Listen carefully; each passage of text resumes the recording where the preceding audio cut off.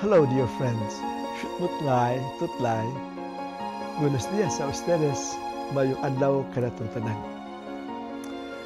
The gospel today is a parable which is most often misunderstood. Seen to the eyes of business and commerce, it has been used to justify the tenets and operations of absentee landlordism and agrarian slavery, of capital and capital accumulation, its investments, its profits, and of industrial slave labor.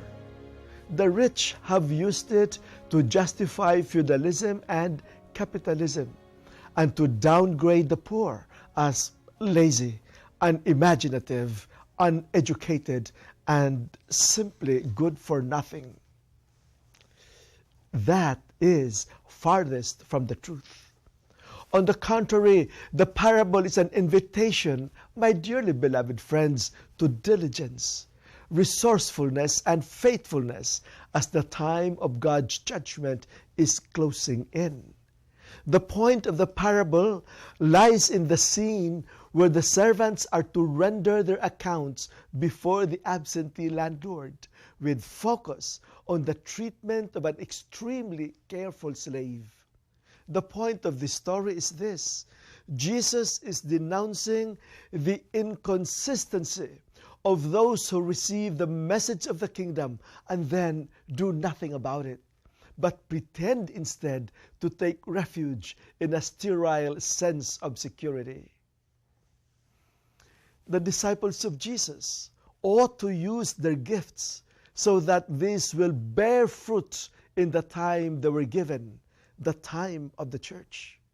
Those who do not make their gifts bear fruit, but do nothing except to hide themselves and their gifts in a safe place, will in the end lose them. Thus, the church community ought to be alert and vigilant in order not to fall into this fruitless comfort and empty routine. Dear friends, dear young people, it does not matter what your gifts and talents are. In fact, it doesn't matter what the results of what you do with them. The parable does not imply any competition. In the end, the servants were rewarded according to their own capabilities. What matters in the end is what you do with your gifts and talents, measured against what you are capable of, not against others.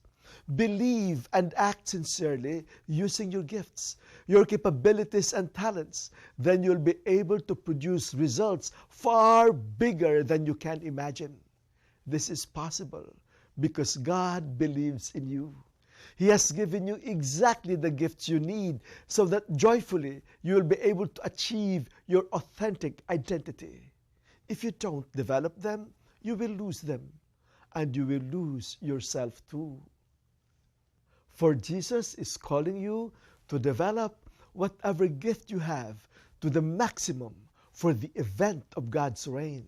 So take the risk to develop and use your gifts and talents. Be resourceful in faithfulness to Jesus. Jesus denounces those who receive the gifts of the kingdom and then hides them fruitlessly in the inconsequential and sterile places of inaction, comfort, and routine. So don't be shy, but be involved. For you are citizens of the kingdom.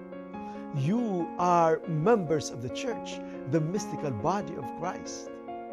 Therefore, you must be maximalist on behalf of God and of one another. The church cannot be minimalist in her attitude towards the possibilities of charity and justice.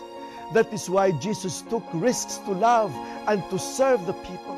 So the church must take the same risk, and we too, must take the risk of love, justice, and peace to the maximum at all cost. Now, will you take up the challenge of maximalism?